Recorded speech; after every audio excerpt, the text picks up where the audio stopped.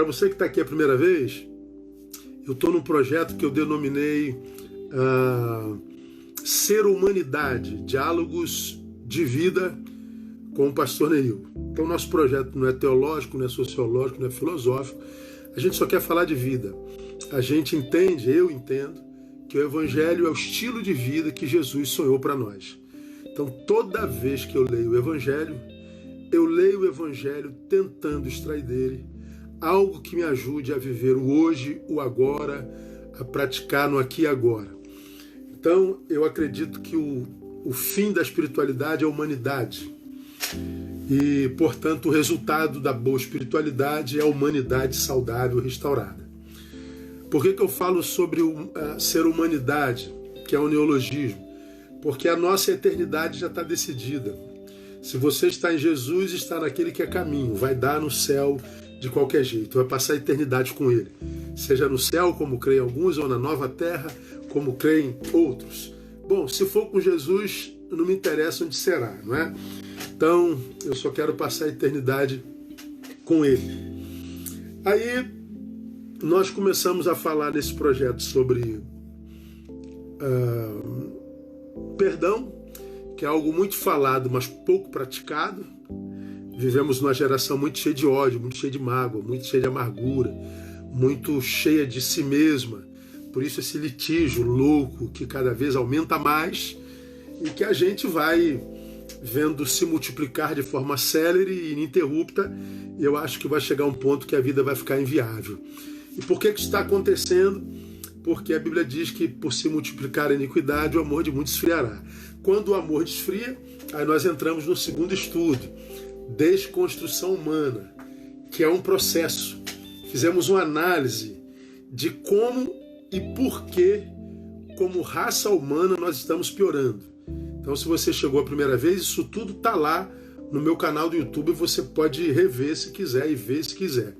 Depois que nós falamos sobre a desconstrução humana, como a cada dia, como raça, a gente acorda pior, eu entrei num outro estudo que eu denominei, que é esse aqui, chamado Iceberg, Amor Iceberg.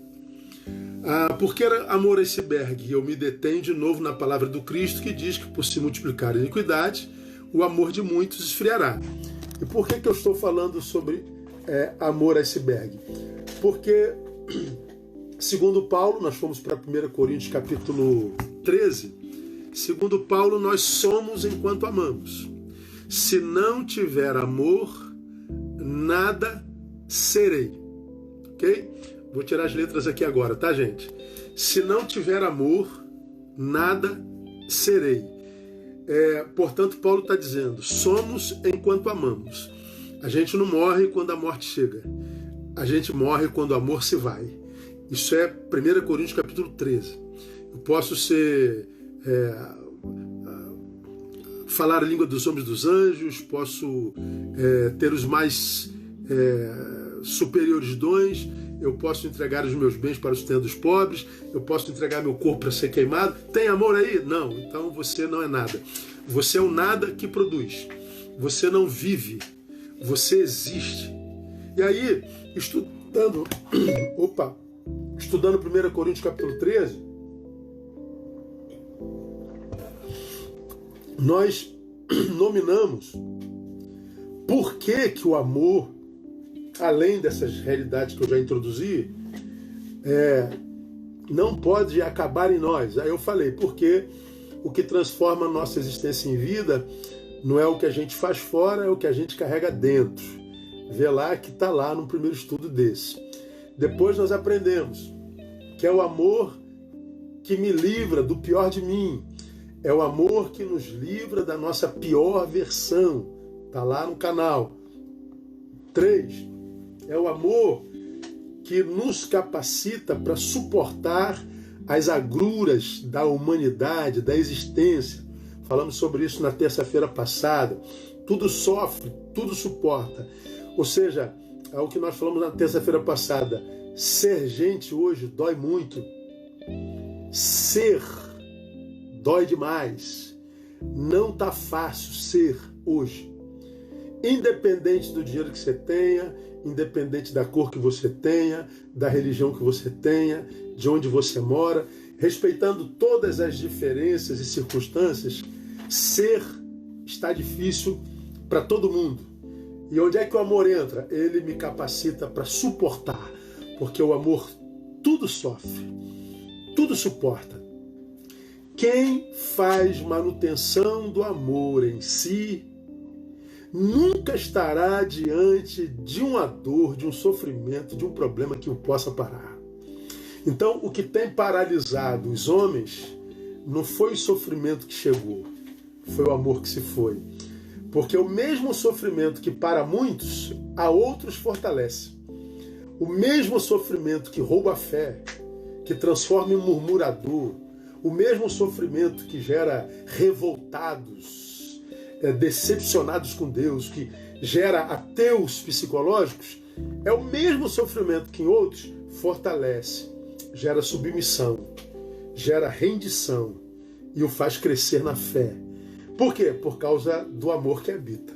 O que faz a diferença é o amor. É o amor que me capacita para suportar as agruras da vida. Nós aprendemos, por último, na terça-feira passada, que é o amor que nos livra das ciladas da religião. Porque religião hoje é uma cilada, né? Em quem que a gente acredita? Em qual sacerdote? Qual igreja? Qual tendência religiosa? A gente tem desistido da mensagem por causa da qualidade do mensageiro hoje, né, cara? Nós que somos da fé cristã, com toda a reverência eu falo, gente, tem muita gente doida, tem muita gente maluca, tem muita gente horrível, tem gente que apresenta um Deus insuportável, do qual a gente tem medo e nojo. Não é o Deus da Bíblia, é o Deus da religião. E nós falamos de onde vem a religião, né? Nós falamos na terça-feira passada. Bom, Deus cria o homem para ter com ele uma relação de amor, de amizade, paterno, essa relação filial, uma relação, portanto, porque na presença dele, de significância. Só que o pecado entra na história, viraliza esse projeto de Deus, desconfigura esse projeto todinho. E aí o que acontece? A vida do homem se esvazia de significados. Porque ele foi expulso da presença de Deus e foi para distante do projeto original de Deus. Esse homem que optou pelo pecado e se afastou de Deus, quando é expulso do projeto de Deus porque preferiu o seu, ele sente saudade de quem ele era na presença de Deus. Ele sente saudade do jardim, você tem certeza disso. Ele sente saudade da vida sem dores, da vida de suprimento, da vida de significância, porque a vida virou sinônimo de castigo, a vida virou sinônimo de karma. Então perdeu o sentido. Então o homem passa a sentir saudade de quem ele foi na presença de Deus. Aí daqui emerge a religião. Ou seja, a religião que a gente conhece como religare, que religa o homem a Deus. Aí a religião aparece, aí o homem acredita que ele pode se reaproximar de Deus através de ritos, de regras, de religião, de liturgias. Ele acredita que isso vai fazê-lo voltar a Deus.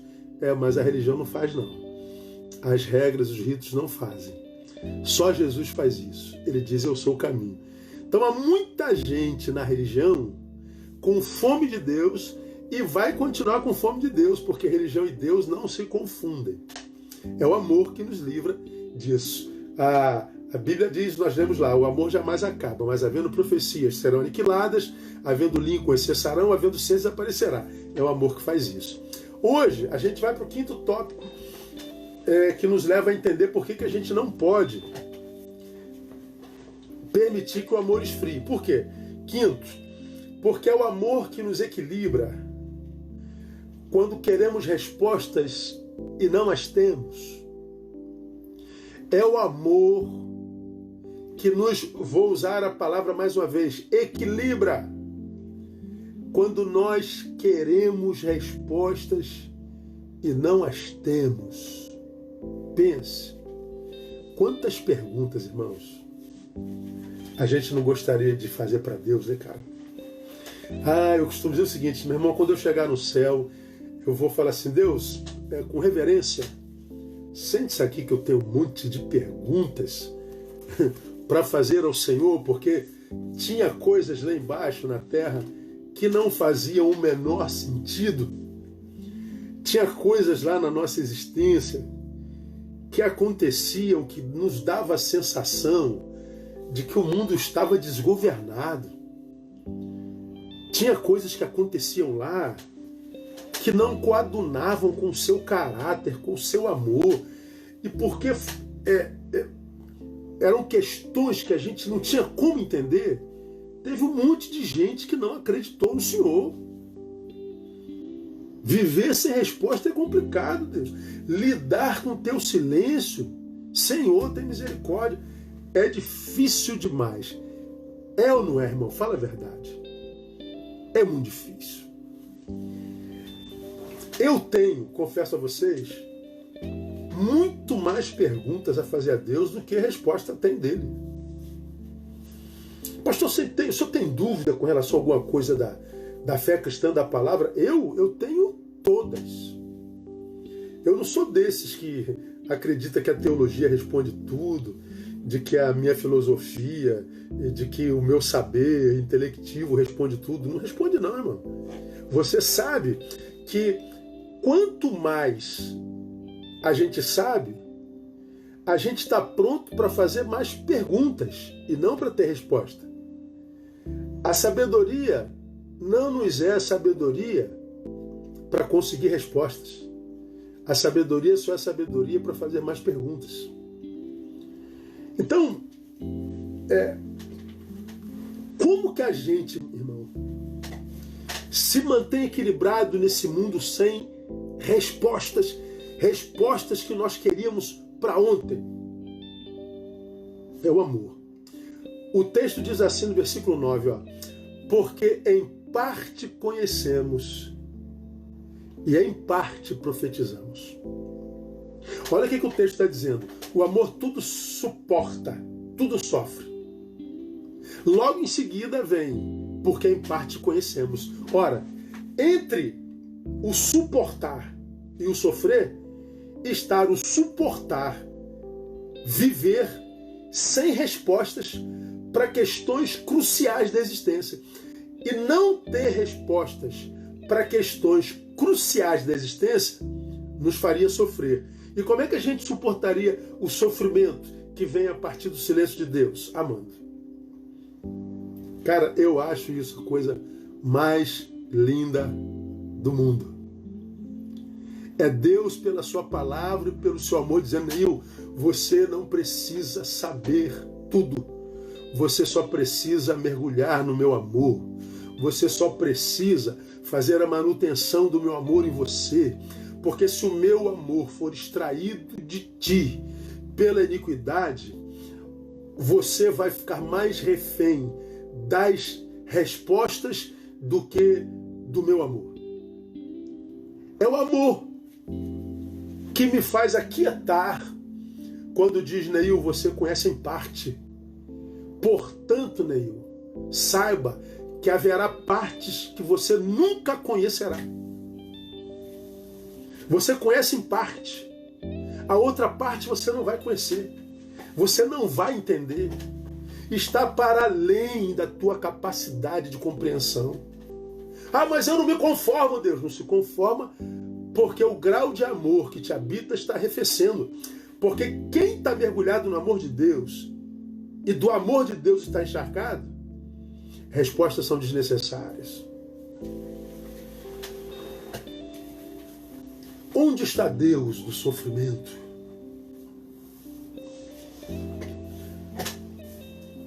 Por que existe o mal? Por que ele nos tira para o mal? Perguntas como o diabo, por que ele não elimina Satanás? Por que a gente tem que lutar contra ele? Perguntas como para que aquela árvore no jardim? Para quê? Se ele não coloca, Eva não teria desobedecido? Para que isso estava lá? Onde estava Deus no holocausto? 6 milhões de vidas dizimadas. Onde estava Deus? Existe vida no outro planeta? Eu me lembro, vocês devem se lembrar, alguns anos atrás, aconteceu uma chacina aqui em Realengo, bem pertinho da minha igreja, na escola Tássio da Silveira. Aí entra lá um maluco com uma arma, mata 11 crianças. Para quem não sabe, essa escola está a menos de 1 quilômetro da minha igreja. Então nós vivemos muito de perto a dor e o sepultamento e os cultos fúnebres daquelas crianças. Eu me lembro que no sepultamento de uma delas, uma mãe agarra em mim e, desesperada porque a sua filha única foi morta, o caso foi muito mais bárbaro do que os jornais puderam demonstrar, uma mãe agarrou em mim e, gritando desesperada, disse: pastor Neil, pelo amor de Deus, aonde estava Deus quando aquele desgraçado fazia isso com a minha menina? Aonde estava Deus quando aquele desgraçado fazia aquilo com a minha menina? A resposta que me veio assim, na hora que eu pedi a Deus para iluminar o meu entendimento, mesmo sabendo que há perguntas para as quais nós nunca teremos respostas, onde está Deus quando aquele desgraçado fazia aquilo com a sua filha? Eu respondi: no mesmo lugar, quando a raça desgraçada fazia aquilo com o filho dele. Os mesmos desgraçados barbarizaram o Filho de Deus. E eu sei que a senhora vai suportar a dor da perda da sua filha, porque Deus conhece a sua dor. Barbarizaram o filho dele também. E é por causa desse amor que permitiu que o filho dele fosse barbarizado, que a senhora vai suportar essa barbárie, que nós todos suportamos essas barbáries. Por quê, irmãos? Alguns, quando passam pela dor, pelo tsunami da vida, pela calamidade da vida, pelas angústias da vida, murmuram, blasfemam, xingam: eu não creio mais. Eu chamo de ateu psicológico. É birra. É porque só crê se tiver respostas? Eu só creio se tiver respostas, então você não vai crer. Porque esse texto está dizendo: a gente conhece em parte. Agora eu te digo mais, hein? Tem gente que diz assim: eu não creio em Deus porque eu não consigo entender Deus. Aí eu sempre pergunto, quando eu ouço isso: se você entendesse Deus, você creria? Claro que não, né? Porque um Deus que se entende com a sabedoria humana é no máximo do tamanho do ser humano. Um Deus do tamanho do ser humano não me interessa. Um Deus do meu tamanho é um pó.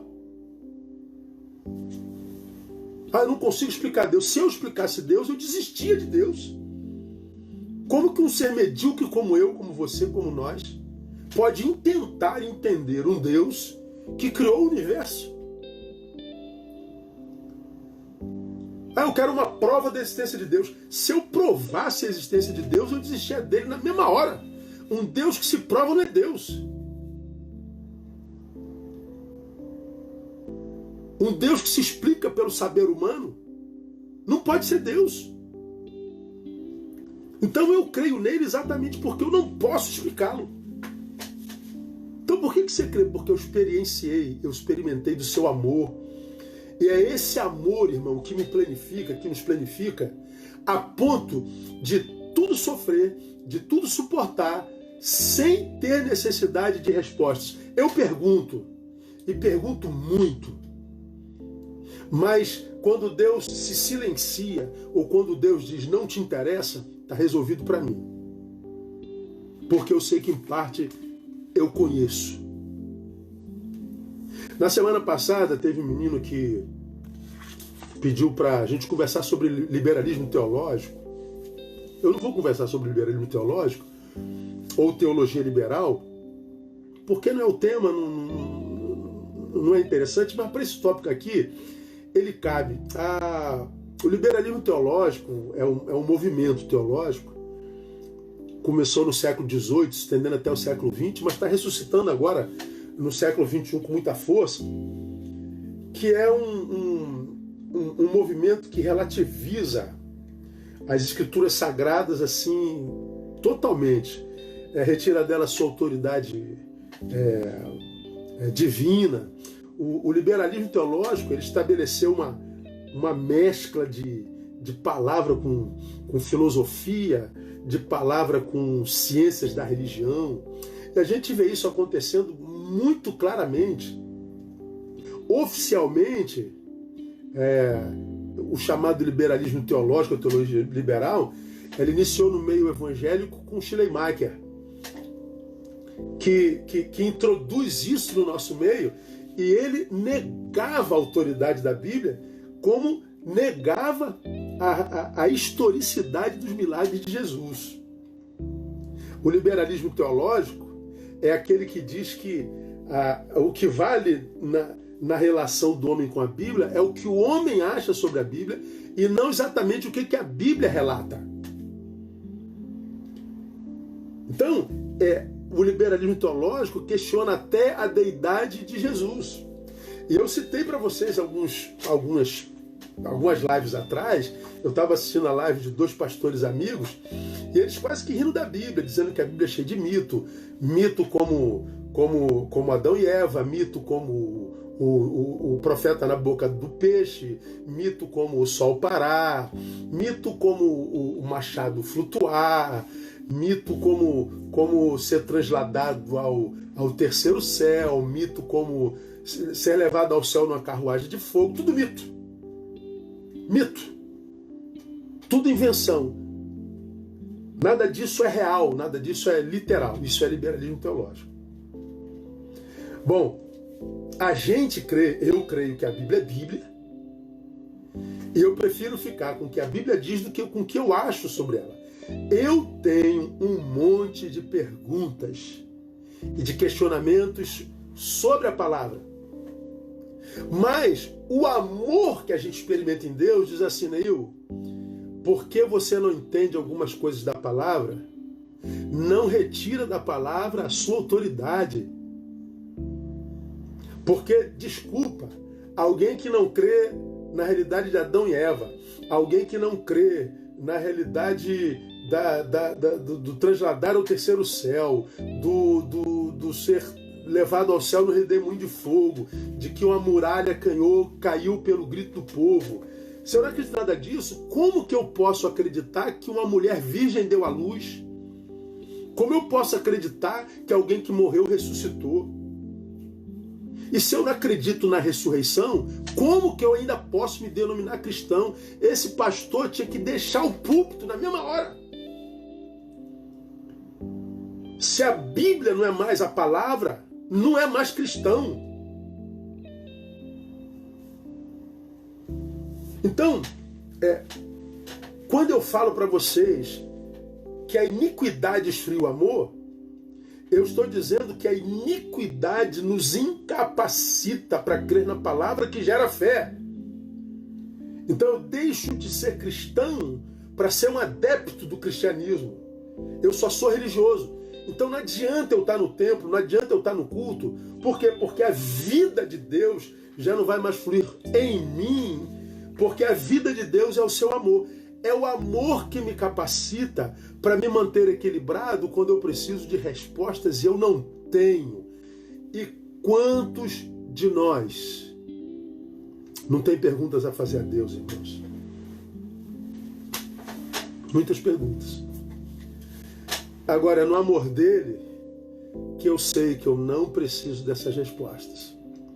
Eu gostaria muito de tê-las, todas elas. E eu nunca quis tanto uma resposta, já contei essa história várias vezes, não vou contar aqui de novo, quando da morte do meu pai, quando meu pai morreu, eu pirei, eu quase entro num litígio com Deus.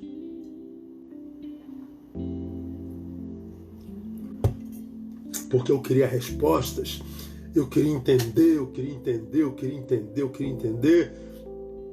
Eu não entendi, mas Ele me tratou com amor, teve misericórdia de mim e consolou meu coração mesmo sem me dar respostas. Então, você que está aqui nessa noite comigo e você que disse aí agora há pouco, pastor, estou precisada de mais de uma palavra de vida. Pois é. Muitas vezes a gente quer tanto uma resposta e o silêncio de Deus é o que nós temos. O que acontece com o silêncio de Deus ou a não resposta?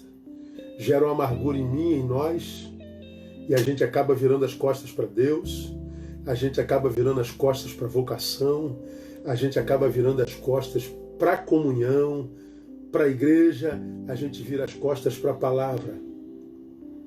Pois bem, quando você vira as costas para Deus, que é a fonte da vida, que é o amor em pessoa, quando você abre a mão e vira as costas para a palavra, o que você está fazendo, amado, é cometendo um suicídio espiritual, processual. Você está abrindo as portas para a iniquidade. Lembra da iniquidade? Iniquidade é anomia. É quando a gente abre mão da lei anomos, a não lei. Ou seja, a gente abre mão da lei de Deus, da palavra de Deus. Anomia. Quando eu abro mão da lei de Deus, da palavra de Deus, o amor vai esfriando. E você se lembra da palavra esfriará? Psiquetai. Acontece aqui, A verdadeira batalha espiritual é no campo das ideias. Psiquetai é sopro. A palavra psiquetai é da mesma raiz da palavra psique. Então é como que fosse um sopro no nosso intelectismo, um sopro na nossa capacidade de discernir, na nossa capacidade de entender. E como que a nossa capacidade de entender vai sendo soprada? Quando ela deseja resposta e não tem. Pois bem, quando o amor de Deus pulsa em nós, esse amor me equilibra para caminhar sem ser soprado na psique, mesmo sem respostas. A Bíblia é linda, né? Mesmo sem respostas. Agora, para a gente pular para outro tópico. Eu tenho muitas perguntas para fazer a Deus. Por que pessoas boas sofrem? E por que os maus quase sempre se dão bem? Por que coisas ruins acontecem em pessoas boas e coisas boas acontecem em pessoas ruins? Perguntas, irmãos. Agora, você sabe qual é a pergunta mais séria que eu queria entender?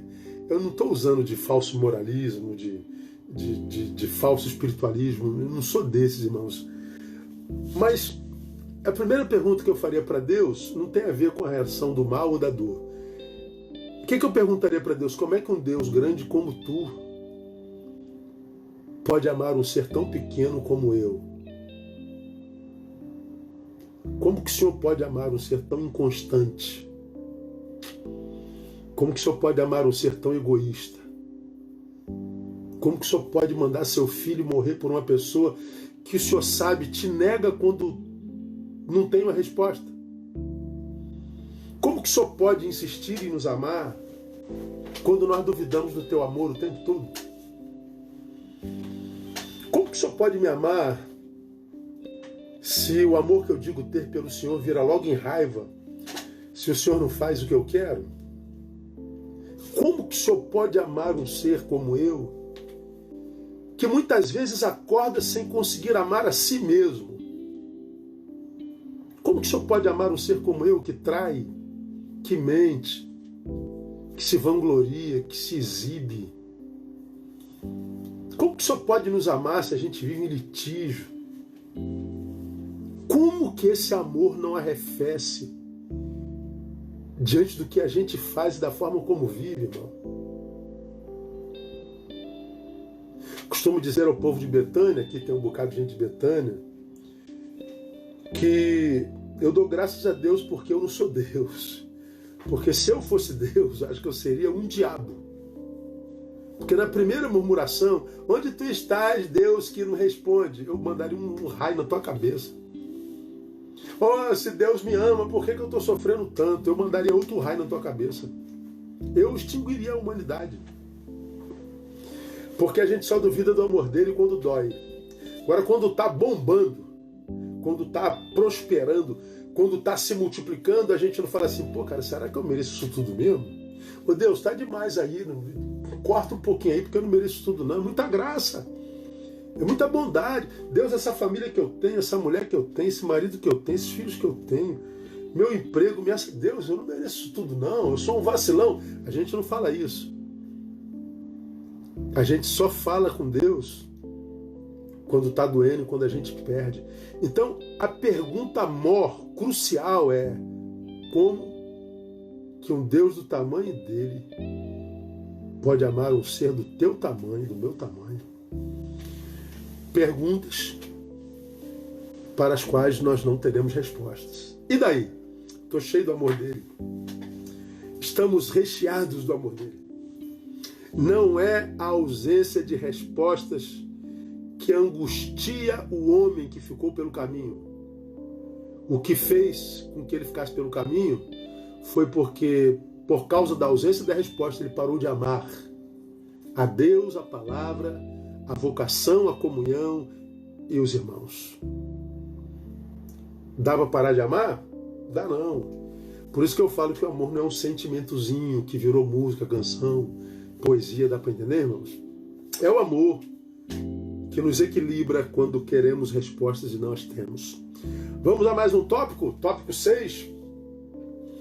O que a gente aprende aqui? Aqui é sério, hein? É o amor que nos tira da mediocridade.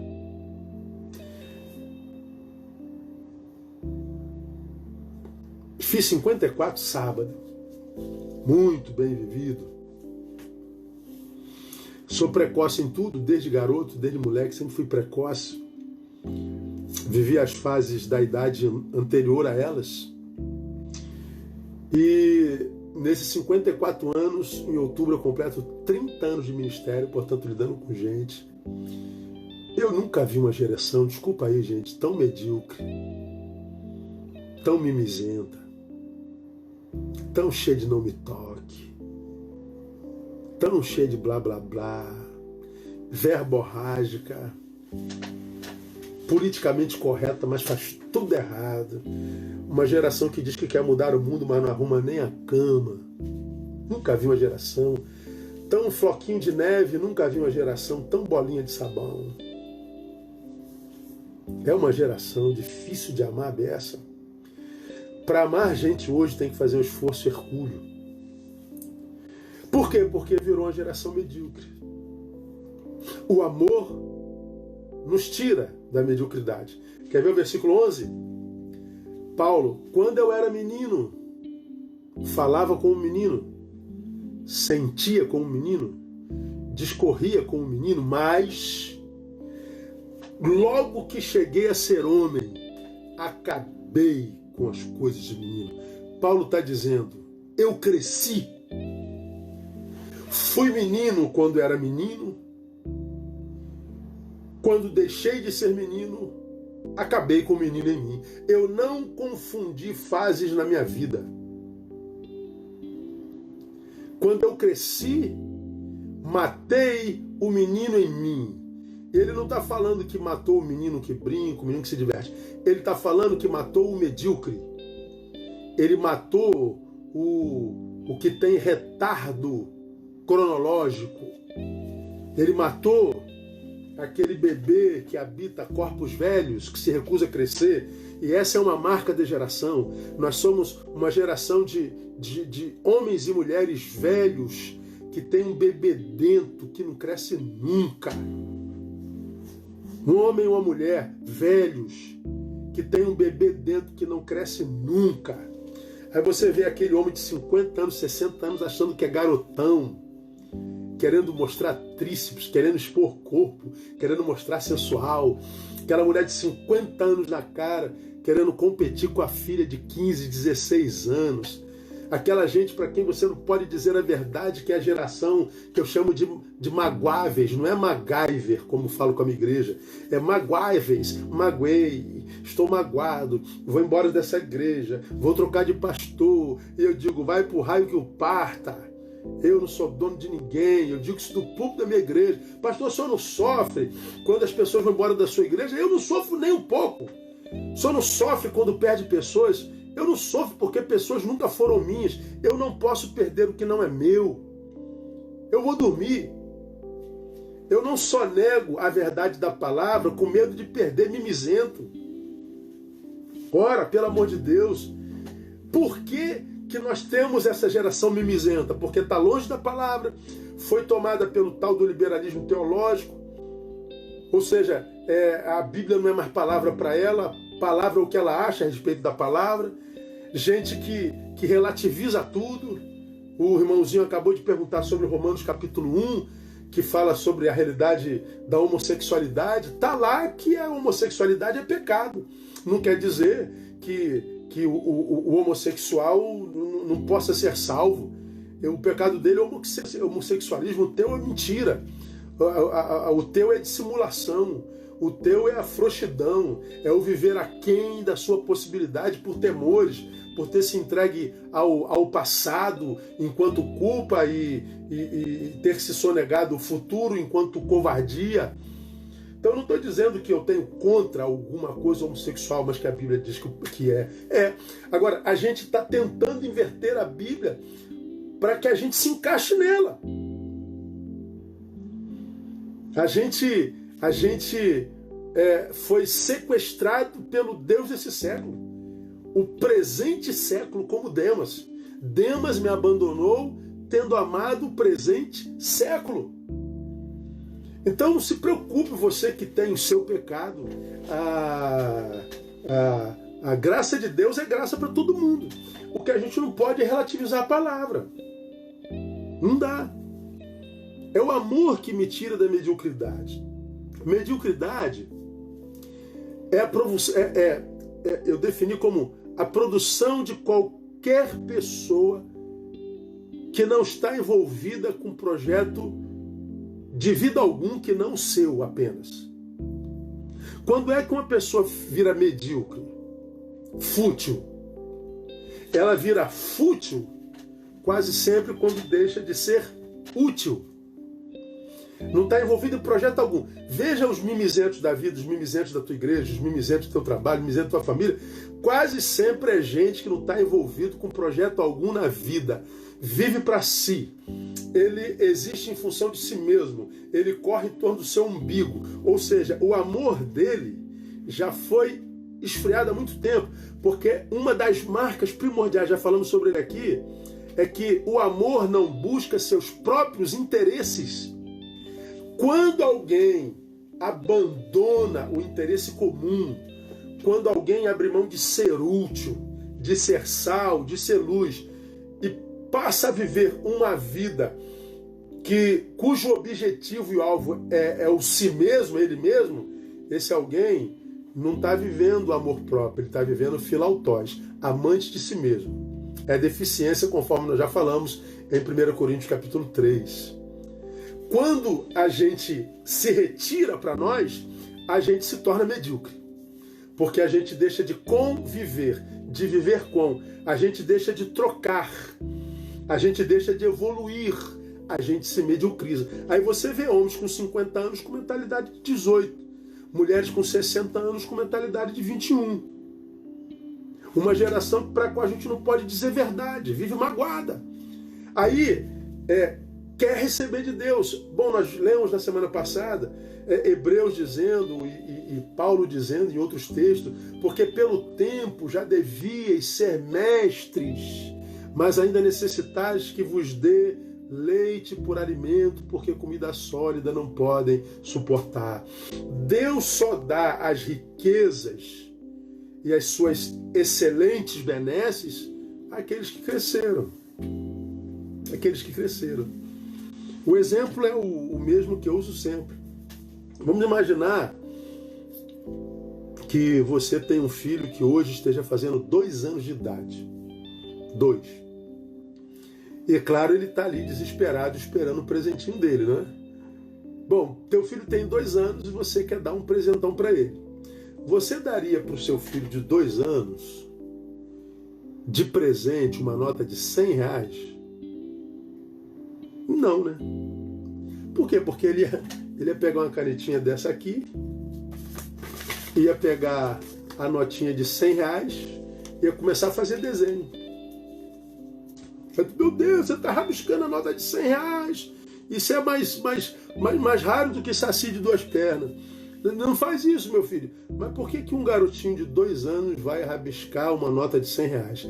Porque ele ainda não tem maturidade para discernir o valor de uma nota de R$100. Ele não tem maturidade para saber o que aquilo vale. Por isso você é capaz de dar uma bicicletinha de R$500. Você é capaz de dar um joguinho de R$1.000. Mas o joguinho, o brinquedinho, ele consegue compreender porque a maturidade dele é rasa. Mas o dinheiro em si, ele não sabe discernir. Então ele nunca, com 2 anos, receberá do pai uma nota de R$100. A mesma coisa acontece na vida espiritual.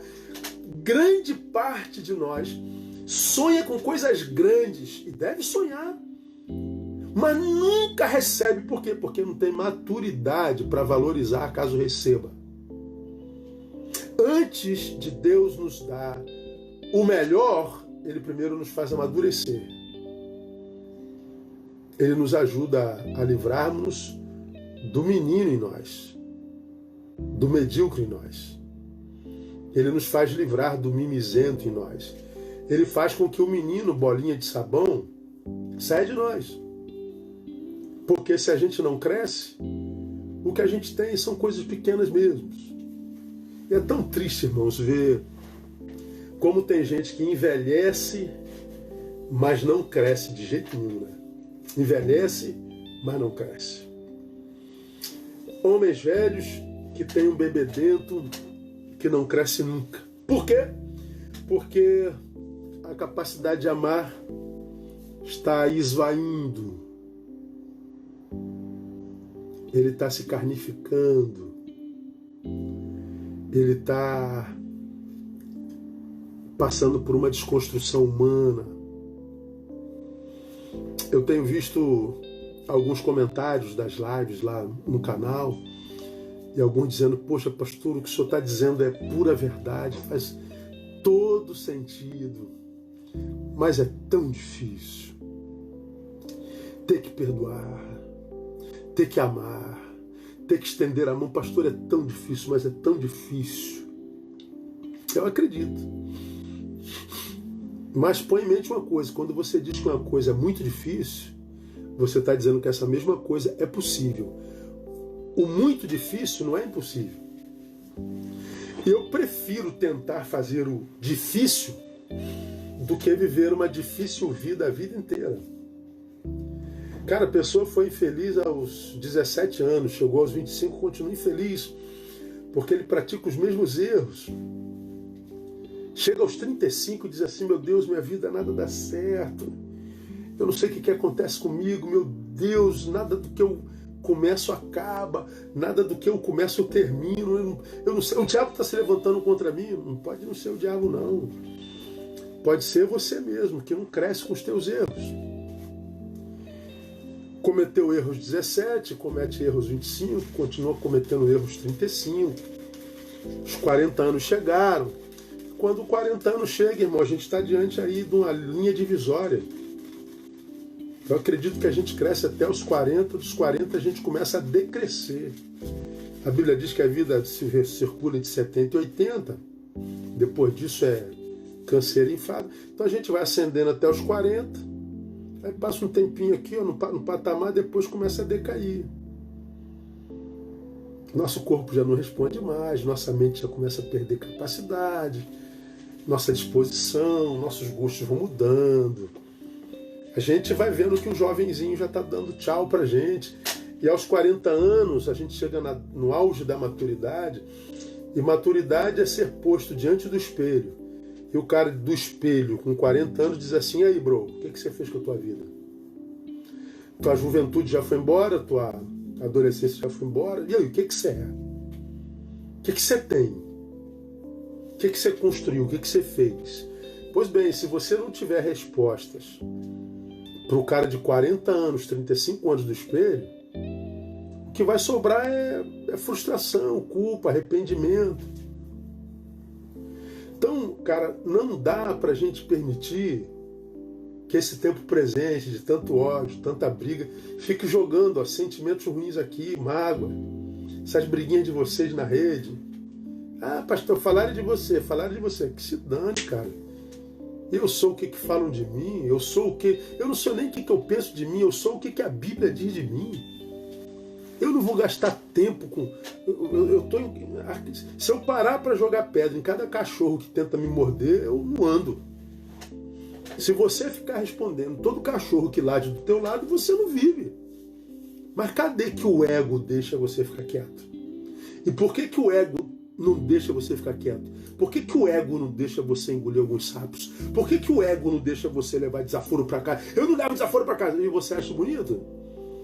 Você não sabe que não é o que ele fez a você que te contamina, mas é o que sai de você que contamina você? Pois bem, ele te ofendeu, você o ofende. Quando você o ofendeu, aí você se contaminou. Porque se você tem ego equilibrado por causa do amor que te habita, você sabe que o que ele diz a teu respeito não te contamina. Contamina quando você responde a ele, diz a palavra. Agora, por que a gente responde tudo? Porque o ego é muito grande. E por que o ego é grande? Porque o amor está arrefecendo. Agora, se você se ama, meu irmão, o que você dá ao teu algoz é silêncio. O que você dá a ele é o ignorar a fala dele como recompensa. Ah, e o teu silêncio é uma resposta horrível. Ele fica lá, meu Deus, será que ele ouviu? Será que ele sentiu? Será que ele não sentiu? Ele vai ficar doido com a tua resposta silenciosa. Agora, por que está todo mundo respondendo? Está todo mundo brigando? Porque está todo mundo tendo o amor diminuindo. O amor está esfriando de todo mundo. Salvo raríssimas exceções, eu conheço pouquíssimos seres humanos cujo amor não arrefece, que não é tomado pelo liberalismo, que não diminui o poder e o valor da Bíblia, que continua acreditando no que a Bíblia é e não no que o si mesmo acha. Irmãos, a gente vê isso toda hora, a gente vê isso o tempo todo. E aí não adianta tentar... Eu há bem pouco tempo atrás entrei numa discussão boba que eu depois nem você está tentando convencer os outros do quê? E aí já era tarde demais. E eu falei, pô, não sou eu, não tem nada a ver com isso, não tem nada a ver com o que creio lá. O meu negócio é ensinar o que eu entendo na palavra pelo Espírito. Mas se o que está lá não recebe a palavra, a gente não tem mais nada a ver com isso não. Cada um dará conta de si mesmo a Deus, né? Então, é o amor, nós aprendemos hoje, que nos equilibra quando queremos respostas e não as temos, e é o amor que nos livra, nos tira da mediocridade. Para a gente terminar, 7 minutos, eu leio com vocês Efésios 4,17, que fala um pouquinho sobre isso aqui, e a gente termina. Paulo, a igreja de Éfeso, uma das melhores igrejas do Novo Testamento. Portanto, digo isto, e testifico no Senhor, para que não mais andeis como andam os gentios, ou seja, os que não são eleitos, os que não andam pela palavra, os que nós acreditamos rejeitaram a obra do Espírito Santo. Digo isto e testifico para que não mais andeis como aqueles que não são crentes, aqueles que não são de Deus. E como é que aqueles que não são de Deus, os gentios, andam? Na vaidade de sua mente. Como que o homem sem Deus anda? Na vaidade de sua mente. Agora olha que coisa interessante. A palavra vaidade aqui no grego é a palavra mataiotete. Cara, a Bíblia é linda.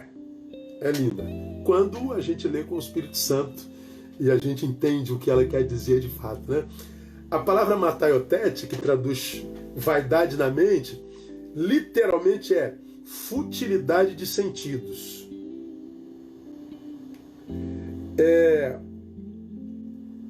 é o desperdício de todas as faculdades mentais em torno de temas indignos.